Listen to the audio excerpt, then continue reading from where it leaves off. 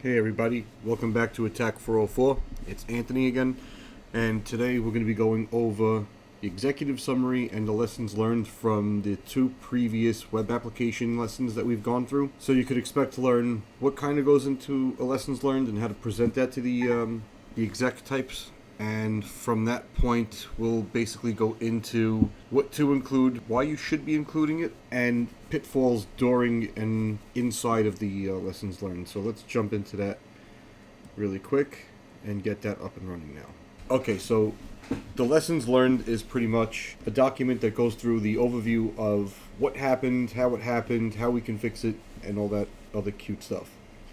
I will be providing the document itself so that if you want to do cute little write-ups on your own time, or you want to mess with stuff, or even use it in a company that you've started in that doesn't quite yet have this type of setup yet, you're more than welcome to use it and then modify it at will and how you need.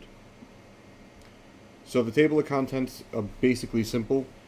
The revision is basically going to be about who modified the document, what version it's in, possibly what they added, and the date that it was added or modified.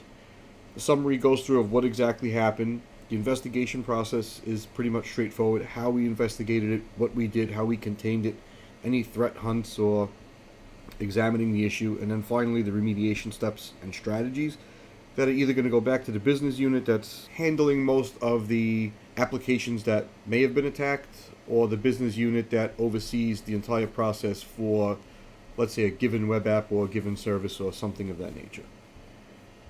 So the document revision, as we explained, is very basic. Whoever modifies it adds their name to the left field, the date it was modified, the version, and then any comments and additions that they may have added. So when we get into doing an investigation in a SOC, what normally happens is we're going to get an alert from somewhere. So we're going to document the date and time it came in, and then we're also going to look at the alert number, because that's how most SOC environments are going to track it.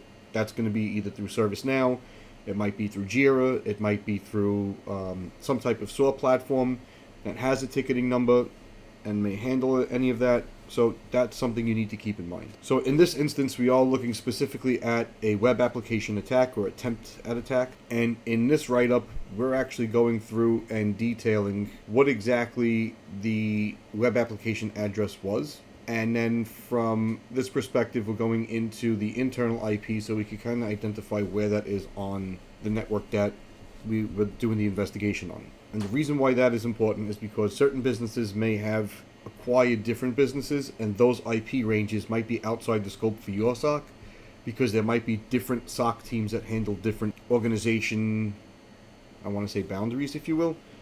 And what that means is, let's say there's a SOC in North America, there might be a different SOC for EMEA, there might be a different SOC for EU, and that might fall back on things like GDPR, whatever policies might be happening.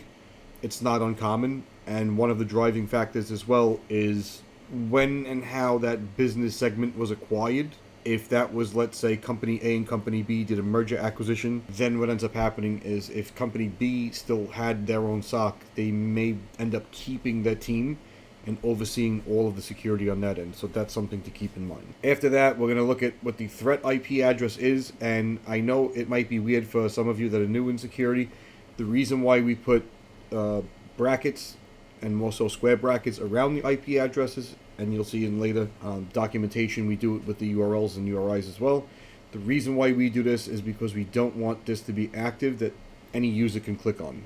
It's not uncommon for a user to click on it, or even a VP. I've seen this. As you go up the chain in security, it's like IQ diminishes. We've had VPs that validated if domains were blocked by clicking on them and waiting for Zscaler to pop up and say, hey, it's been blocked.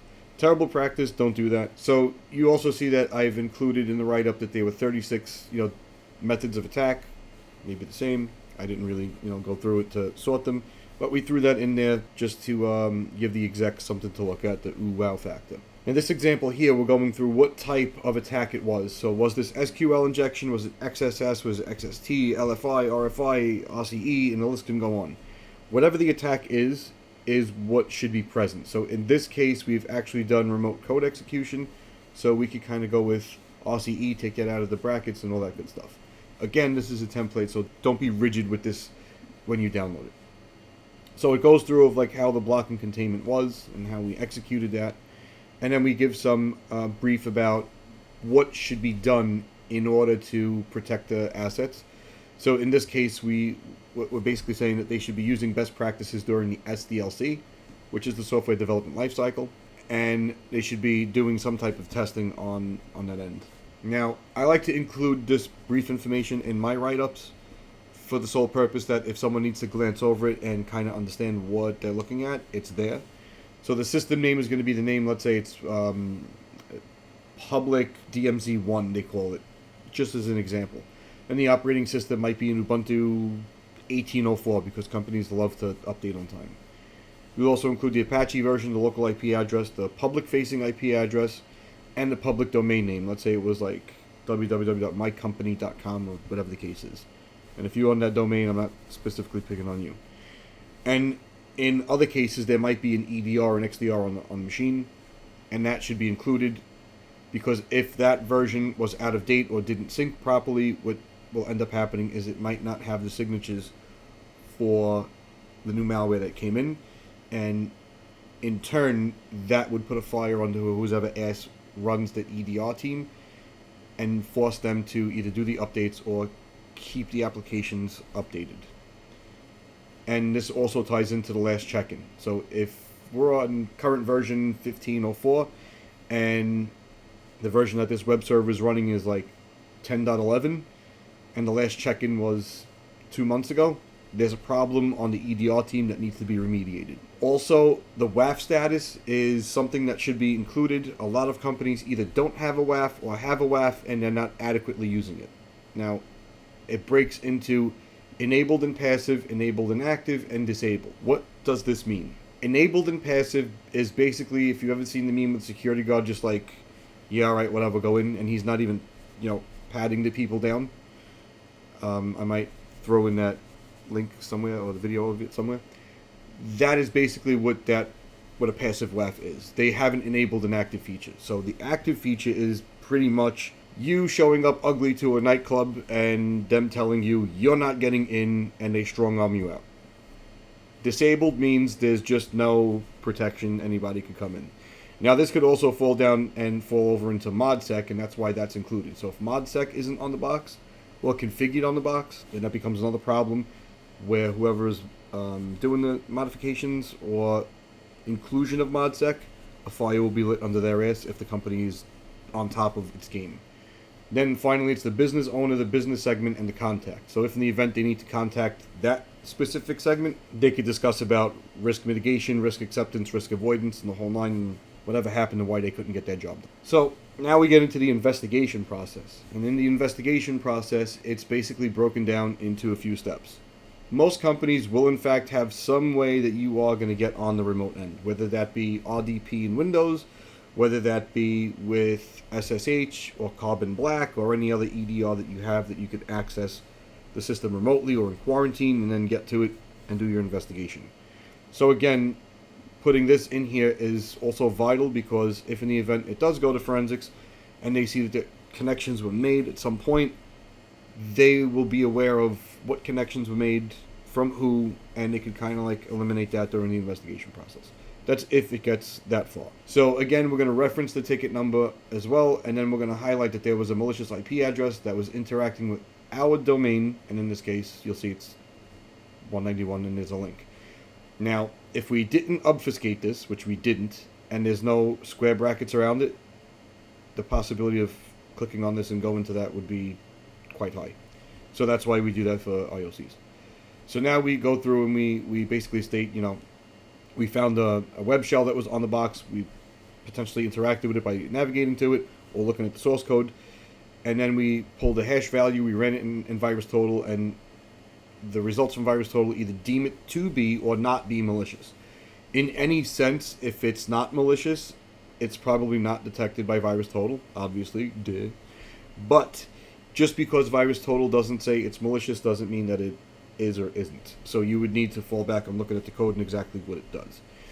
In this instance, we've basically done a quote-unquote OSINT on this and found it, and I'll show that later on. And this should become an integral part of your investigations as well, if time permitting. So then we also include that while doing the examination, we see that from the logs, the threat actor used curl, wget, and netcat, and all, within and around the HTML directory. We show that we've done the incident response and adhered to the IR policies if in the event we have one. If not, then we basically went on our own accord, and maybe with the help of these videos, and you were like, how you doing? And you did your job pretty good. Then it comes down to, searching the indicators that you find with the IP addresses. Maybe they are other domain names or the hashes. And you basically threw them into Splunk, QRadar, or Sentinel. And then off you went. Just to see if other systems have been affected, or other systems may have tried to download those applications. Then that would become part of your containment and investigation as well moving forward, which could kind of point to either lateral movement or anything else that comes along. I don't want to expand too much on that.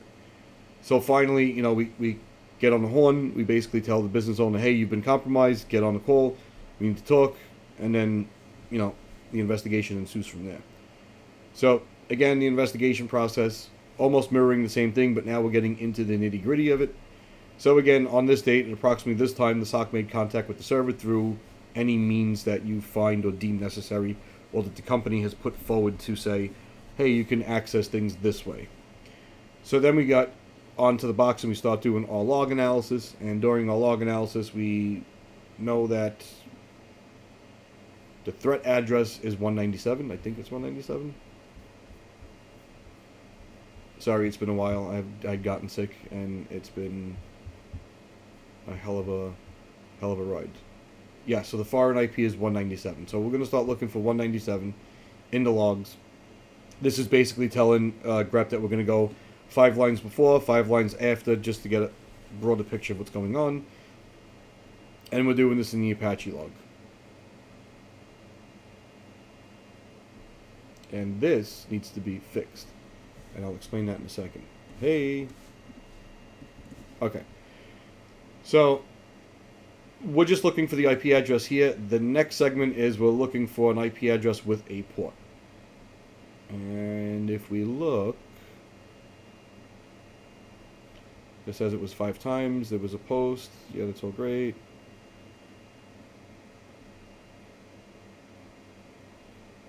It should have been included. Here we go.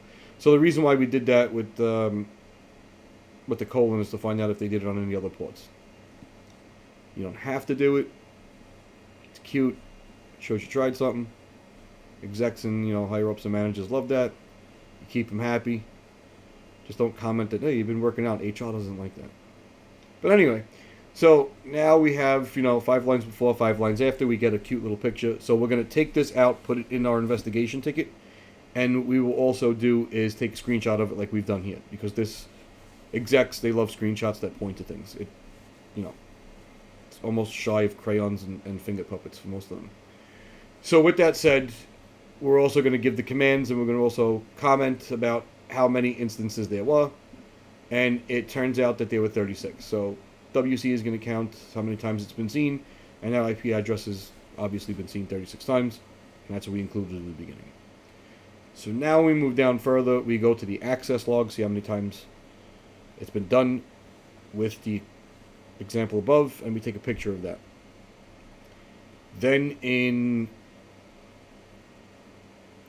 our investigation process, we will also do an egrep and try to include everything that we potentially see or we potentially think may have happened. And we see if that's been seen in the logs. And then you can see error log, it came up with some errors. And that's, because it failed. And then we go down and we start looking at port 8000 and seeing what was connected on 8000. And then we also see that it's coming from this web application that resides on our local host. Additionally, there was an error while I was trying to do the attack to put this together. I thought that I had copied the shell.php, and I didn't. So you see my mistake here, and that's fine because there will be times that threat actors will make mistakes, and some of those mistakes will either be that downfall or might lead to a different investigatory process in that. or point out to how their techniques are or how they didn't evolve or are evolving. After all that's been said and done, we kind of want to look for files that were created in and around that event. So that's what this blurb is for right here. And we're getting the Apple Beautiful Color Wheel of Death. So now, we're looking at what files were created in and around the last 5 days. So what the command we're doing is we're doing a find in the current directory because we are in the HTML directory.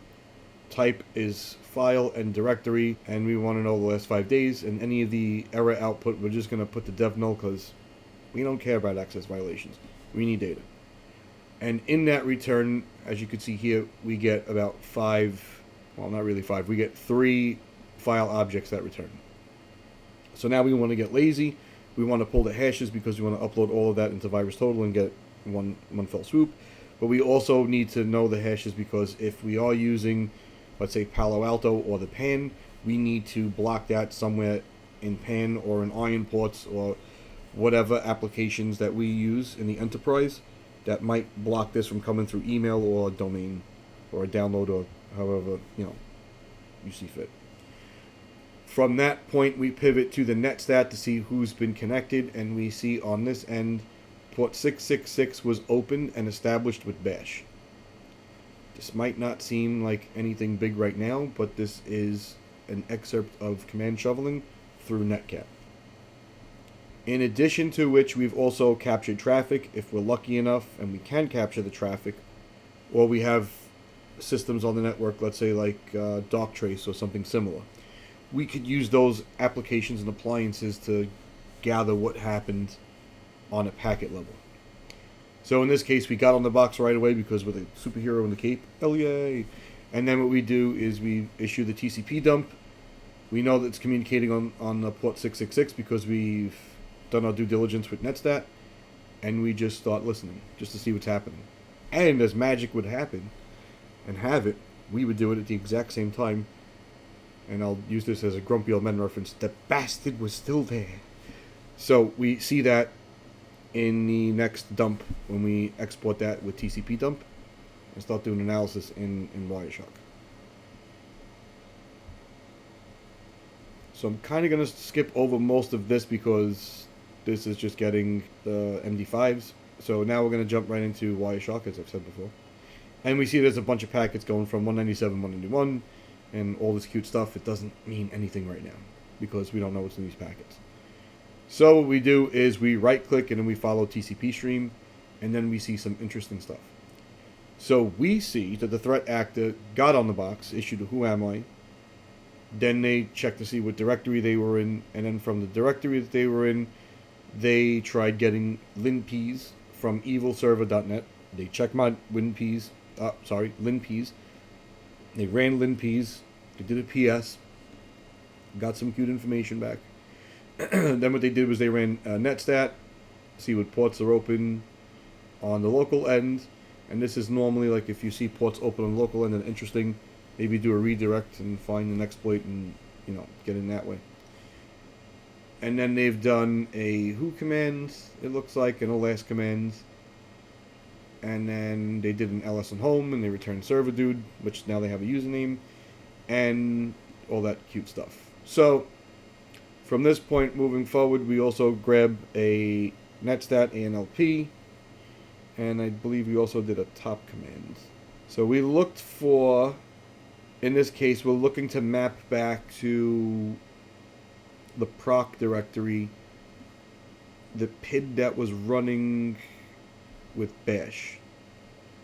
Now, this does a few things for us. The first thing that this does for us is if we have the proc directory from the PID, we could kind of gather a ton of information about what's happening with that process identifier and probably pull binaries. In this write-up, I don't think I've gone that extensive into that, and I'll probably go into that at another time. I want to keep it rather simple for this tutorial, and I don't want it to go too overtime. Blocking and containment is also another aspect of when you are in fact giving them the write-up, because it shows that the SOC in fact did their job at containment. So we see that the local system enumeration with privilege escalation, there's no need that any company be running linpeas unless they're doing testing. And in that case, what I would suggest is basically blocking the hash. Netcat, you will find Netcat versions on most Linux systems. Do you need it? Not really. And the Netcat version that we had to upload did command shoveling. Most of the server Netcat versions that come standard on the boxes do not do command shoveling. So these you might want to block. Finally, we look at the easy, simple, mouthful PHP shell. And that, we find that when we did our OSINT on it, we found that it belongs to a GitHub. Kudos to the dude that wrote this. I'm not picking on you. I just needed something really quick to put in the tutorial.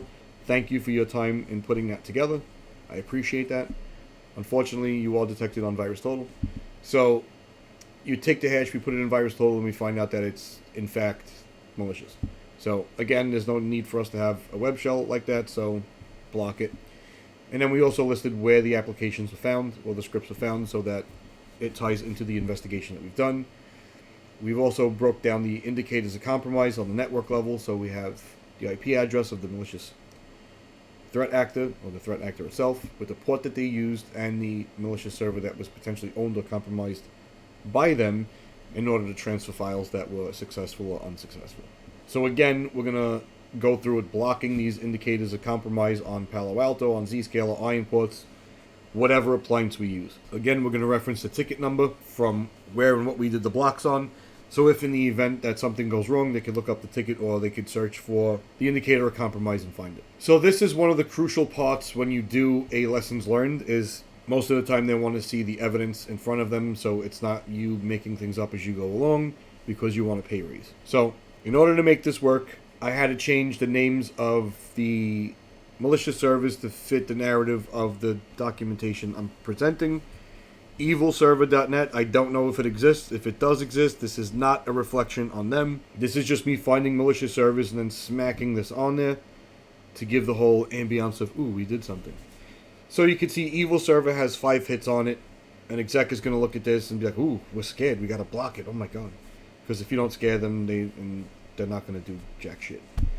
And then you see like some of the hashes that we ran came back okay. Then we look at, I believe this is Netcat. So it comes back because it's a legitimate tool, but it can be used for hacking. Most security professionals know that that's mostly what we use it for, so knowing this going in, you're going to kind of want to block it. However, I will say this. Tools like VNC or the like, let's say, what's the Microsoft one, TeamViewer, those tools can be used to do malicious things, but the tool itself is not malicious. Now there's a conundrum. Do you block it, or do you leave it unblocked? So this is going to go back on business justification. Does the business use it? Does the business need it? If not, you could go ahead and block it because it's not an approved app. So if you don't use TeamViewer, your environment might use Bumgar. Bumgar, like TeamViewer, can be used for malicious purposes. So that's something you have to keep in mind and convey to anyone that's above you that might not realize that. Moving along. So then we see the easy, simple, mouthful PHP shell is in fact malicious. It comes back with 14 hits, so obviously that's going to get blocked. We're not going to leave that open. Then we see the IP address is hella malicious. Like, what is happening? So the IP address is non-routable. Non-routable IP addresses do not have a malicious indicator because they're not public and on the web. So to all the SOC analysts that are getting involved in tech, when you see a non-routable IP, don't run it in VirusTotal. Don't do an IP void. Chances are you're probably going to end up pissing someone off, or it's going to make you look really bad when you put that into a ticket, and people are going to question your ability as a security analyst. Don't do that. I've seen it tons of times, and every time I see it, it makes my blood pressure go up. But anyway, back to security and not my blood pressure. So we look at IP void. We see that this also has hits on it that come back. And we also discussed like how we've done our threat hunt. So our threat hunt is pretty interesting because this is done from a Splunk perspective. Do I have Splunk right now set up? No. In time, I might do some CM solutions to give you an idea of how to put a threat hunt together, and then search your CM for that. Right now, I don't have that set up yet, so we're going to go with the poor man's query. And this is pretty much almost what a threat hunt would look like. And we're also going to take the output of the threat hunt in CSV format and also take pictures of that and stick it somewhere in a ticket or on this document. So now we start looking at and wrapping up with the validation of why this threat actor was picking on this application. I do not expect any of the analysts that apply to jobs to understand exactly how OffSec works. Having some ideology of what the access log was doing, and then doing a quick Google search might give you an idea of what you could do as well. And then replicating that on that web application to show, hey, you fucked up and you need to fix this. So that's something that you need to like kind of be aware of, because if you don't and you just present it, hey, this is vulnerable, and they start asking questions how, why, and where, and you sit there and you're like, it's because the guy came in and did vulnerable stuff. It's not going to be a good look. Don't do that. So dig a little bit like we've done, and I've kind of broken down some of like how this works with the ampersand and the double pipe and the semicolon and all that cute stuff, and then how we tack that on to the request, and then it gets shown in the web application. So this is showing the application developers why it's vulnerable, how you need to fix it, and all that stuff. Now we get down to the nitty-gritty, and we discuss the remediation steps and strategies, and this is something that's very important. So we discuss the best practices to sanitize input. That's the first layer of security. If they're not sanitizing input, you might as well take the firewalls down and let anybody in. A web application firewall is also important, because if it's not in an active mode, you're not blocking anything, you're just basically watching people loot your store and make suggestions on what they should take. PHP execution, because this was a Linux box and we are using PHP, we're going to make the suggestion that we're going to disable all of these, so that if in the event that they try to come back in, or we develop web applications in the future, this isn't included, and remote code execution is not a possibility. We also might want to include audit and enable auditing so that we can see when sockets are being opened and applications are being executed. This will or can be fed into a CM where we can pull that information and get kind of like how a threat actor might go about doing his activity, and then correlating that with different systems quickly instead of getting on the box, looking at it, and then taking the time and then realizing 3 other boxes were compromised. Also, limiting other binaries that we might not use all the time, like curl and wget and netcat. Block or remove them is another viable option. If it has an EDR on the remote end, make sure it's constantly updated. Make sure that, if it's more than 30 days or 60 days, that there's some type of alert that's set up that you could scrape and say, hey, a bunch of these boxes didn't, check in or didn't update, and we need to understand why. And then that'll break into, it's an older box, can't be upgraded, who's going to take the risk on that one, and all that crap. So auditing of new files created is also another thing you might want to look into, and that can be very noisy, especially with temp directories in web applications. And yeah, that could burn through a lot of logs. Post rebuild is basically changing the passwords, making sure that the data is sound on that machine before we bring anything over. And then that basically wraps up how all of this comes together. Another thing that I do want to point out is this.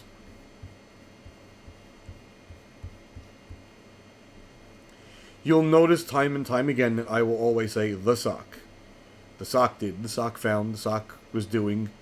The reason why we use the SOC and not John Doe or Jane Doe or insert whoever, the reason why that's done is because the legal team is a very, how can I say this, a very sneaky fox.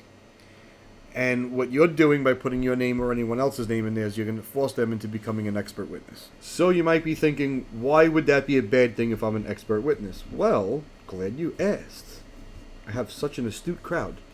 So the reason why you don't want to be an expert witness is the one wrong thing that you say, or that opposing counsel could introduce reasonable doubt,